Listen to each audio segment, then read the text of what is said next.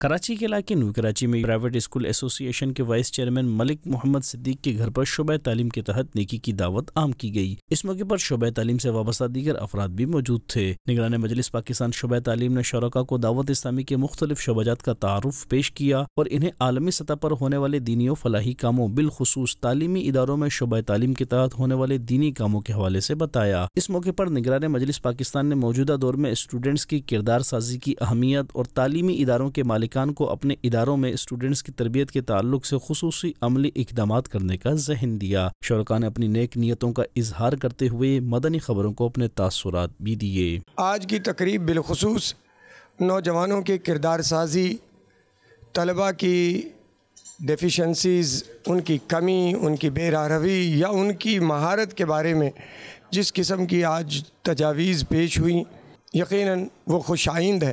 پوری کوشش کریں گے جو انہوں نے ہمیں پوائنٹس بتائے اسٹوڈنٹس کے حوالے سے یا اسٹاف کے حوالے سے، پوری کوشش کریں گے ان کو امپلیمنٹ کرنے کی، تاکہ بچوں کی حوصلہ افزائی بھی ہو سکے اور بچوں کی تربیت بھی اچھے طریقے سے ہم کر سکیں۔ مدنی چینل کے حوالے سے کیا ہی خوب کہنا ہے کہ گھر بیٹھے لوگوں کو سنت کی باتیں، مدینے کی باتیں، حضور صلی اللہ علیہ وسلم کی باتیں، اور جب دیکھو درود و سلام کی صدائیں ہر گھر میں گونج رہی ہیں، اور یہ سب کچھ مدنی چینل کے فیضان سے ہی ہے۔